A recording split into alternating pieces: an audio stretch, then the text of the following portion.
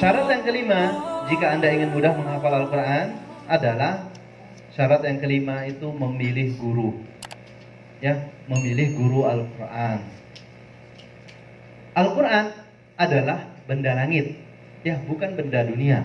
Makanya di dalam teks Al-Quran, ayat-ayat Al-Quran kita banyak menjumpai ayat-ayat Al-Quran itu, ya, ada dengan kata-kata anzala. Misalkan inna anzalnahu, ya, atau inna anzalnahu Qur'anan Arabiyya tanzilun min rabbil alamin nazala bihi. Pokoknya kata-kata anzala artinya diturunkan. Berarti kalau diturunkan Al-Quran itu bukan benda dunia, dan mempelajarinya juga harus dengan guru gitu. Karena Rasulullah diturunkan kepadanya Al-Quran, tapi Rasulullah tidak belajar Al-Quran sendiri. Rasulullah tidak menghafal Al-Quran sendiri. Rasulullah punya guru ngaji. Ya, menurut Anda guru ngaji Rasulullah siapa? Jibril. Malaikat Jibril alaihissalam. Ketika Malaikat Jibril diutus oleh Allah menurunkan wahyu, ya, Rasulullah itu belajar Al-Quran dari lisan Jibril.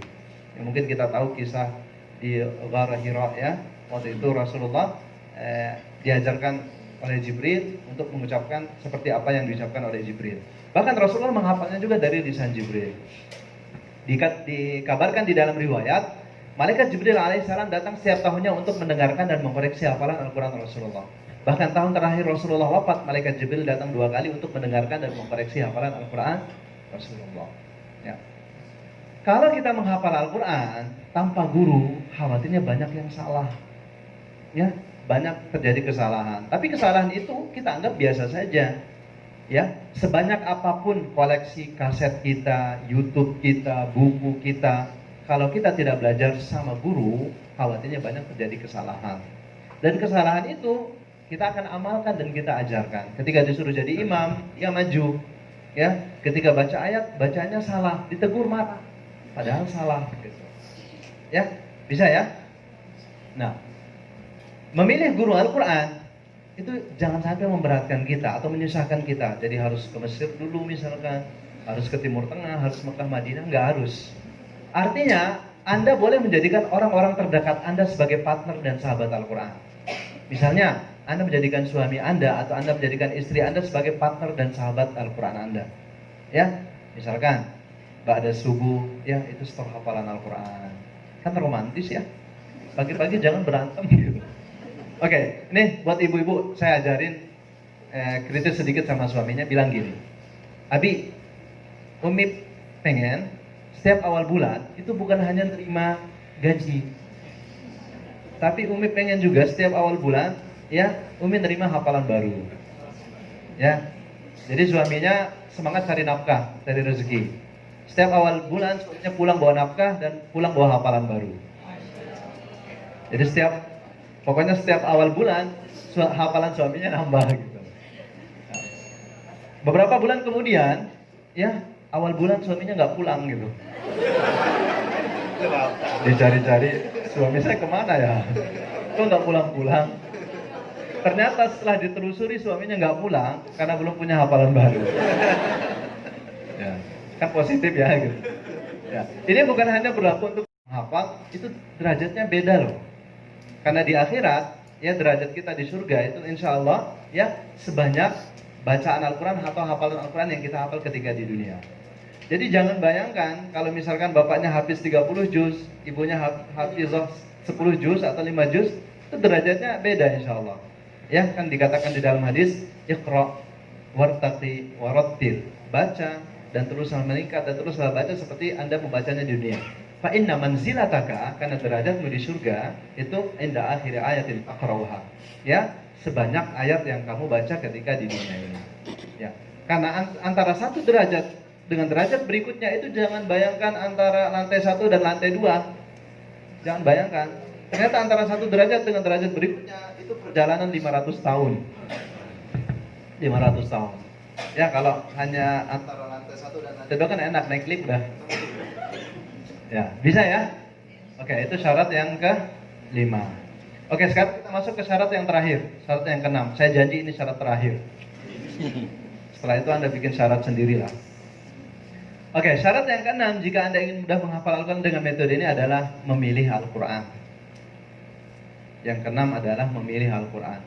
Dalam memilih Al-Quran itu syaratnya ada 3. Ya, memilih Al-Quran itu kriterianya ada 3. Yang pertama, jika Anda ingin menghafal Al-Quran atau ketika Anda proses dalam menghafal Al-Quran, maka gunakanlah satu jenis cetakan Al-Quran. Gunakanlah satu jenis cetakan Al-Quran. Kalau Anda menghafal Al-Quran dengan cetakan Madinah, maka pakai cetakan Madinah sampai selesai 30 juz. Kalau Anda menghafal Al-Quran dengan cetakan Indonesia, pakai cetakan itu sampai selesai 30 juz. Jangan gonta-ganti Al-Quran. Karena antara Al-Quran satu dengan Al-Quran yang lain, itu tata letaknya beda-beda. Posisinya juga beda-beda. Ya, kalau Anda menghafal Al-Quran dengan satu jenis cetakan, ketika ditanya, pasti ayatnya terbayang. Ayat ini ada di surat ini, letaknya di bagian kanan halaman atau letaknya di bagian kiri halaman, pasti kebayang. Atau posisinya di atas, tengah, atau bawah, kebayang. Tapi kalau Anda gonta-ganti mushaf Al-Quran, ketika ditanya, Anda bingung jawabnya. Karena antara satu Al-Quran dengan Al-Quran yang lain, tata letaknya beda-beda. Bisa ya? Oke, itu yang pertama. Yang kedua, ketika Anda ingin menghafal Al-Quran, ya, maka syarat yang kedua, kriteria yang kedua adalah mushaf Al-Quran yang berukuran sedang. Gunakanlah Al-Quran yang berukuran sedang. Jangan Al-Quran yang terlalu kecil. Kenapa? Karena Al-Quran yang berukuran sedang itu akan membantu Anda untuk mengurangi kesalahan-kesalahan huruf. Ketika Anda baca, ya, kalau Al-Quran yang terlalu kecil, Anda baca, perasaan kemarin di sini titiknya ada 1 ya. Tapi kok hari ini titiknya ada 2? Ya, karena ada debu yang nempel warna hitam jadi nambah titik. Saya nggak tahu kalau besok titiknya mungkin ada 3. Ya, kalau Al-Qurannya terlalu kecil, mungkin ada huruf yang kelewat, ada ayat yang tidak terbaca, ada kalimat yang terpotong dan lain sebagainya. Ya, kalau kasusnya Anda sudah hafal untuk murojaah tidak masalah. Tapi kalau Anda proses dalam menghafal Al-Quran, gunakan Al-Quran berukuran sedang atau besar gitu. Dan itu lebih bagus. Bisa ya? Yang terakhir, kriteria dari memilih mushaf Al-Quran adalah Al-Qurannya berwarna. Hindari Al-Quran yang hitam putih. Jangan, saya tidak rekomendasikan itu. Ya, gunakanlah Al-Quran yang berwarna. Kenapa harus berwarna, Ustaz? Oke, saya tanya Anda. Anda suka nonton TV yang hitam putih atau berwarna? Kenapa berwarna? Lebih menarik, lebih indah, lebih jelas. Ternyata psikologi manusia, kejiwaan manusia itu lebih suka warna, lebih suka sesuatu yang berwarna. Poin pertama dari metode menghafal Al-Quran 10 menit per halaman, tidak mudah hilang dan tidak mudah terlupakan adalah persiapan psikologis atau persiapan mental. Ini poin yang pertama. Oke, boleh saya bertanya? Menurut Anda, Al-Quran ada berapa juz? 30 juz. Ada berapa surat? 114 surat. Ada berapa ayat? Ya, yang paling gampang 6-nya 4 kali ya. 6.666. Tapi ternyata ada pendapat lain juga mengatakan 6.236. Ya, yang ini pendapat, yang itu pendapat, kita jangan berantem ya. Oke, sekarang Al-Quran ada berapa halaman? Nah, 604 halaman. Coba Anda cek Al-Quran Anda. Kalau Al-Quran Anda terdiri 604 halaman, nah insya Allah itu standar untuk menghafal. Ya, kalau kurang atau lebih, itu jarang dipakai. Nah, sekarang PR Anda, Al-Qurannya berwarna dan jumlah halamannya 604 halaman. Tadi surah An-Nas ya, terakhir. Betul nggak? 604 halaman ya. Oke, kita sudah sepakat Al-Quran ada 30 juz. Ada 114 surat. Ada 6.666 ayat atau 6.236 ayat dan ada 604 halaman. Pertanyaannya adalah, apakah Al-Quran tebal atau tidak? Tebal atau tidak? Ya, kita baru menghafal 1 halaman. Oh, masih ada 603 halaman lagi. Kita baru menghafal 1 surat. Oh, masih ada 113 surat lagi. Kita baru menghafal 1 juz. Ya Allah, masih panjang perjalanan. Masih ada 29 juz lagi. Ya, ternyata teman-teman, kita itu ya lebih sering kalah oleh diri kita sendiri. Kita tidak kalah oleh lawan kita tidak kalah oleh musuh kita. Tapi kita itu lebih sering kalah itu oleh diri kita sendiri, oleh internal kita sendiri. Ya, kita kalah dengan alasan kita kalah dengan kesibukan kita, atau kita kalah dengan berbagai macam hal. Oleh sebab itu, apapun profesi dan pekerjaan Anda, termasuk ketika Anda ingin menghafal Al-Quran, maka persiapan psikologis atau persiapan mental di awal start itu sangatlah diperlukan, sangatlah dibutuhkan. Oke. Persiapan psikologis ini atau persiapan mental ini ada 2 syaratnya. Ya, ada 2 syaratnya. Syarat yang pertama dari persiapan psikologis adalah hapus. Ini syarat yang pertama. Oke. Ibu bapak sahabat Al-Quran, pernah dengar nggak kata-kata negatif tentang sulitnya menghafal Al-Quran seperti ini? Ya Allah, menghafal Al-Quran sulit banget ya. Pernah dengar nggak? Atau bahasa Al-Quran ini kok sulit ya? Kayaknya mustahil udah bisa menghafal Al-Quran. Yang bisa menghafal Al-Quran kan anak kiai, anak ustaz, anak pak haji. Saya ini anak siapa? Pernah dengar nggak? Ternyata semua kata-kata negatif tentang sulitnya menghafal Al-Quran itu tidak benar adanya. Saya akan buktikan dengan 3 hal. Ya, saya akan buktikan dengan 3 hal. Semua kata-kata negatif tentang sulitnya menghafal Al-Quran tidak betul adanya. Yang pertama, semua kata-kata negatif tentang sulitnya menghafal Al-Quran sama dengan su'ul adab dan su'uzan kepada Allah. Sama dengan tidak beretika, kurang ajar kepada Allah, dan sama dengan su'uzan, berburuk sangka kepada Allah. Oke. Apakah di dalam Al-Quran ada 1 ayat saja yang mengatakan Al-Quran sulit dihafal? Ada atau tidak? Terus dari mana pernyataan mengenai Al-Quran sulit dihafal? Apakah di dalam Al-Quran ada 1 kalimat saja atau 1 potong kalimat yang mengatakan bahasa Al-Quran sulit dihafal? Ada atau tidak? Terus dari mana pernyataan yang mengatakan bahasa Al-Quran sulit dihafal? Yang punya Al-Quran siapa? Allah. Yang menurunkan Al-Quran? Allah. Yang mengatakan Al-Quran mudah dihafal? Allah. Yang mengatakan Al-Quran sulit dihafal? Kita. Yang salah? Kan udah tahu ya.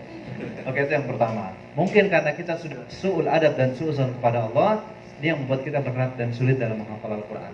Yang kedua, semua kata-kata negatif tentang sulitnya menghafal Al-Quran sama dengan menuduh Allah berbohong terhadap firman-Nya. Sama dengan menuduh Allah berdusta terhadap firman-Nya. Allah berfirman, "Walaqad yassarnal Qur'ana lidzikri fahal min mudzakir." Ya, sungguh kami telah mudahkan Al-Quran lidzikr. Zikir artinya apa? Mengingat, untuk diingat, untuk dihafal, untuk dipelajari. Apakah ada yang mau menghafalnya kemudian dibantu dalam menghafalnya? Bayangkan, ayat ini diturunkan sebanyak 4 kali di dalam suatu surat, yaitu surah Al-Qamar. Ya, diulang-ulangi oleh Allah sebagai penegasan bahwa Al-Quran mudah dihafal. Allah mengatakan Al-Quran mudah dihafal, tapi kita mengatakan Al-Quran sulit dihafal. Allah bilang mudah, kita bilang sulit. Allah bilang mudah, kita bilang sulit. Allah bilang mudah 4 kali. Tapi kita mengatakan sulit. Yang salah siapa? Kita yang salah, karena kita menuduh Allah berbohong terhadap firman-Nya. Boleh jadi karena kita menuduh Allah berbohong terhadap firman-Nya, inilah membuat kita berat dan sulit dalam menghafal Al-Quran. Yang ketiga, ya, semua kata-kata negatif tentang sulitnya menghafal Al-Quran menjadikan kita tahun 2019, tahun 2020, di bulan yang sama, di minggu yang sama, di hari yang sama, di jam yang sama, ternyata kita tidak menjumpai hafalan Al-Quran kita bertambah sedikit pun. Kalau dulu kita pernah menghafal beberapa surat atau beberapa juz, maka hafalan tersebut hilang. Kenapa? Karena tidak dibaca lagi, tidak dijaga, dan tidak diulangi. Coba, semua ulama-ulama klasik terdahulu dan ulama-ulama sekarang kontemporer itu sepakat tentang mudahnya menghafal Al-Quran. Apa yang terjadi? Mereka semua menghafal Al-Quran, anak-anak mereka menjadi hafiz dan hafidh Al-Quran. Kita yang mengatakan Al-Quran sulit dihafal. Kita yang mengatakan bahasa Al-Quran sulit dihafal. Kita yang mengatakan mustahil bisa menghafal Al-Quran, sampai saat ini tidak menghafal Al-Quran. Dan anak-anak kita tidak menjadi hafiz dan hafidh Al-Quran. Pertanyaannya adalah, apakah kata-kata negatif tentang sulitnya menghafal Al-Quran sebaiknya dibiarkan atau dihapus? Disimpan atau dibuang? ya kita harus hapus dan kita harus buang dari kehidupan kita, karena ini tidak memberikan manfaat sedikit pun. Oke. Maka datang syarat yang kedua. Syarat yang kedua dari persiapan psikologis ini adalah ganti. Ya. Kalau tadi Anda hapus semua kata-kata negatif tentang sulitnya menghafal Al-Quran, maka syarat yang kedua adalah Anda ganti. Ganti kata-kata negatif tentang sulitnya menghafal Al-Quran dengan kata-kata positif mengenai mudahnya menghafal Al-Quran. Misalkan, ternyata menghafal Al-Quran mudah, insya Allah tahun 2019 saya menjadi hafiz atau hafidz Al-Quran. Ya. Dan diganti dengan kata-kata positif yang lain. Oke, sekarang saya mau diktekan, ya, silakan Anda tulis. Ya, saya mau diktekan kata-kata yang insya Allah yang sangat bermanfaat. Silakan Anda tulis. Tulis dengan tulisan yang paling bagus yang pernah Anda miliki. Anda belum pernah menulis sebagus ini. Tulis di kertas yang terpisah. Jangan dibarengi dengan kertas yang ada. Ya. Silakan Anda tulis. Bismillahirrahmanirrahim. Sana welek.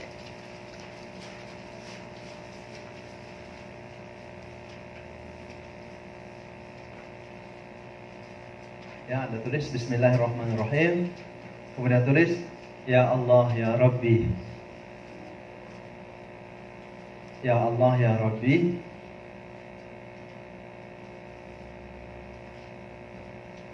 Tolong bantu saya. Ya Allah ya Rabbi, tolong bantu saya.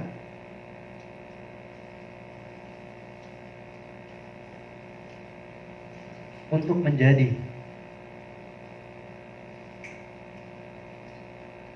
menjadi seorang hafiz Al-Quran 30 juz mutqin.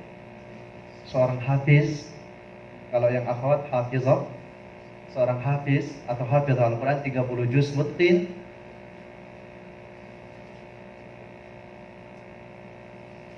Sudah? Di tahun. Nah, Anda hanya punya pilihan, ya, opsi tahun, yaitu tahun 2019. Tahun 2020 kelamaan. Kiamat sudah dekat. Ya, silakan tulis tahun 2019. Ya, sudah? Kemudian pada bulan berapa? Tahun 2019-nya bulan berapa? Ya, silakan tulis, tidak apa-apa. Anda tulis bulan Desember juga. Sudah? Pada bulan. Kemudian pada tanggal. Pada tanggal berapa? Kalau Anda tahu tanggalnya, Anda pasti tahu harinya. Nanti saran saya, coba lihat tanggal itu hari apa. Hari apa? Sudah?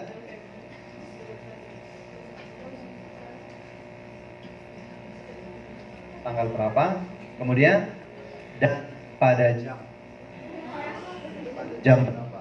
Jamnya harus jelas ya. Harus jelas. Kalau misalkan jam 12 malam, ya jam 12 malam. Jam 5 subuh, ya jam 5 subuh. Jangan maghrib Ustaz. Maghrib gak jelas.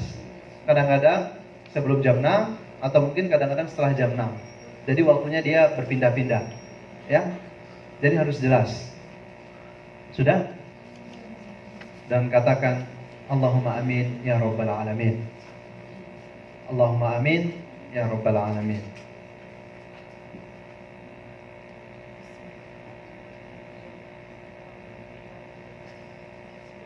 Oke, saya ingin catatan ini, ya, Anda tulis dengan tulisan terbaik dan simpan di pembatas hafalan Quran Anda. Jadi setiap kali Anda ingin menghafal Al-Quran, baca lagi perjanjian Anda, baca lagi komitmen Anda, atau simpan di tempat yang mudah terjangkau, Anda mudah lihat, atau selalu bawa ke tempat pengajian kah, atau bawa sholat kah, atau bawa supaya Anda ingat selalu. Kenapa saya minta ibu bapak sahabat Al-Quran untuk menulis komitmen itu? Karena jika Anda ingin mendapatkan sesuatu dengan mudah, maka ada dua syaratnya. Jika Anda ingin mendapatkan sesuatu itu dengan mudah, maka ada dua syaratnya. Yang pertama, targetnya jelas. Kalau Anda ingin menghafal Al-Quran, targetnya tidak jelas, maka besar kemungkinannya Anda berat dan sulit dalam menghafal Al-Quran. Bahkan bawaannya ingin menunda-nunda. Ya, ingin menunda-nunda. Setelah targetnya jelas, ya, maka datang yang kedua, yaitu ukurannya jelas. Kalau targetnya jelas, ukurannya jelas, maka insya Allah Anda akan lebih mudah mendapatkannya. Oke, sekarang saya akan membantu Anda ya untuk menentukan target yang jelas dan ukuran yang jelas supaya Anda punya gambaran dalam menghafal Al-Quran ini. Oke. Yang pertama, target yang jelas dan ukuran yang jelas. Bagi Anda yang ingin menghafal Al-Quran, punya target menghafal Al-Quran 30 juz mutqin selama 1 bulan.